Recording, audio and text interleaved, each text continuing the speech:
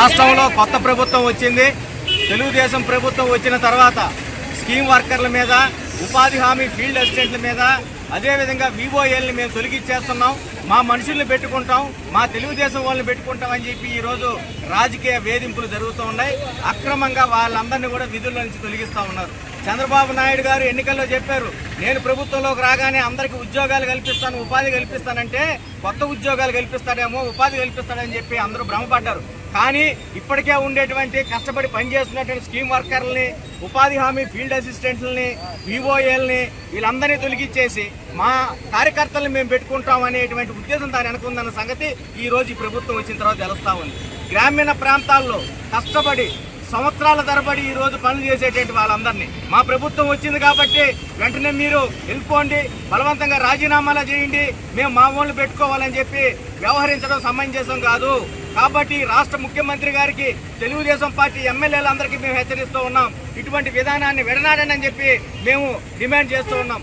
దీంతో పాటు ఒక్కొక్క ఉద్యోగాన్ని కూడా అమ్ముకుంటా ఉన్నారు. ఈరోజు గ్రామీణ ప్రాంతాల్లో ఫీల్డ్ అసిస్టెంట్ ఉద్యోగాలకి 2 లక్షల రూపాయలు ఇస్తే ఆయన వాళ్ళ మనుషుల్ని పెట్టుకుంటారు. అదేవిధంగా వివోఏల్ని తొలగించేసి 1 లక్ష రూపాయలు ఇస్తే ఇంకొకరిని పెట్టుకుంటాం. అమ్మకానికి ఈరోజు పోస్టులు పెడతా ఉన్నారు ఈ తెలుగుదేశం పార్టీ నాయకులు. కాబట్టి మీరు ఈ విధానాన్ని విడనాడండి. బలవంతపు రాజీనామాలు, రాజకీయ వేధింపులు సమంజసం కాదు. మీరు ఈ విధానాలను విడనాడాలని చెప్పి కోరుతూ ఉన్నాం.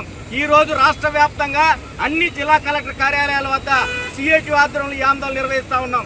ప్రభుత్వం దిగిరాకపోతే చలో విజయవాడ కార్యక్రమాన్ని నిర్వహించడానికి కూడా సిఐటి సిద్ధమని చెప్పి ఈ సందర్భంగా ఈ రాష్ట్ర ప్రభుత్వాన్ని సిఐటిగా మేము హెచ్చరిస్తూ ఉన్నాం. తెలుగుదేశం ప్రభుత్వం అధికారంలోకి రావడానికి అనేక రూపాల్లో యువగళం పేరుతో, అదేవిధంగా అనేక రూపాల్లో మేము అధికారంలోకి వస్తే ఉద్యోగాలు కల్పిస్తామని చెప్పారు. కానీ అధికారంలోకి వచ్చిన తర్వాత ఉన్న ఉద్యోగాలను పీకేసి తెలుగుదేశం కార్యకర్తలకి, వాళ్ళ అనుయాయులకి దాదాపు 1 లక్ష 2 లక్షలు బేరం పెట్టి ఈరోజు అమ్ముకునేటటువంటి పరిస్థితి ఈరోజు రాష్ట్ర వ్యాప్తంగా జరుగుతూ ఉన్నది. మన పక్కనే ఉండేటటువంటి అనంతసాగరం మండలం గౌరవారంలో ఆశా వర్కర్ని తొలగిస్తే అక్కడ కార్మికులు పోరాడి వాళ్ళు పెట్టించడం జరిగింది.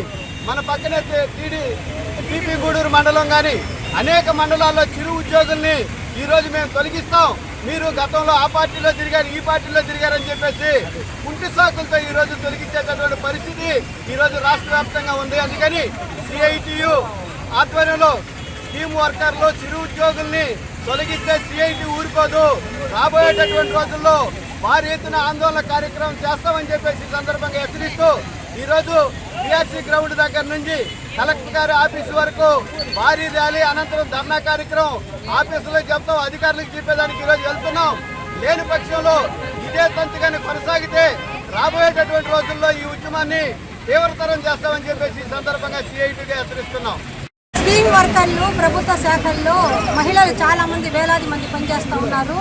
20 ఏళ్ల నుంచి పనిచేస్తున్న అందరినీ కూడాను చిరుద్యోగుల్ని ఉద్యోగ భద్రత కల్పిస్తామని లోకేష్ బాబు మా మీటింగ్ లో చెప్పడం జరిగింది. అయితే ఎంతో సంతోషంగా గెలిపించుకున్న ఈ తెలుగుదేశం ప్రభుత్వం ఇప్పుడు ఆశాలని, అంగన్వాడీలని, మధ్యాహ్న భోజన కార్మికుల్ని, స్కూళ్లలో ఆయాలని, స్వీపర్లని వీళ్ళందరినీ కూడాను చాలా అక్రమంగా, దారుణంగా తీసేస్తా ఉన్నారు. వీళ్ళని తీసేయడం, ఆ పోస్టుని అమ్ముకోవడం, ఈ పని చేస్తూ ఉన్నారు. చాలా మందికి మేము కలెక్టర్ గారితో మాట్లాడి, వీళ్ళు సెలక్షన్ కమిటీల ద్వారా వచ్చిన వాళ్ళు సార్, వాళ్ళ రికమెండేషన్ ఏమి రికమెండేషన్స్ రాజకీయంగా వచ్చిన వాళ్ళు కాదు, వీళ్ళు సేవల్లో కానీ తప్పు చేస్తే మీరు వాళ్ళని మందలించండి తప్ప ఉద్యోగాలు మాత్రం తీసేయొద్దని చెప్పి చెప్పడం జరిగింది. అట్లాగే రేపు 8వ తేదీన ఆ స్కూళ్ళల్లో సర్పంచులకు సంబంధించి స్కూల్ కమిటీల నియామకాలు జరుగుతాయంట. అప్పుడు చూస్తాం మీ సంగతి. మేము ఎన్నుకున్న తర్వాత మిమ్మల్ని అందరూ తొలగిస్తాము అని సవాల్ ఇస్తూ ఉన్నారు తెలుగుదేశం వాళ్ళు.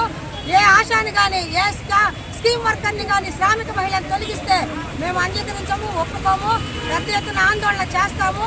ఈరోజు మన జిల్లా వ్యాప్తంగా మేము కూడా పిలిపించాము, అందరూ వచ్చిన్నారు. కలెక్టర్ గారి దృష్టికి మా బాధలు, మా సమస్యలు తీసుకెళ్తాము. అవసరమైతే ఇక్కడ తెలుగుదేశం జిల్లా ఆఫీస్ ఉంది కదా, ఆ ఆఫీస్ దగ్గర కూడా పెద్ద ఎత్తున ఆందోళన చేస్తామని కూడా సందర్భంగా తెలియజేస్తాము.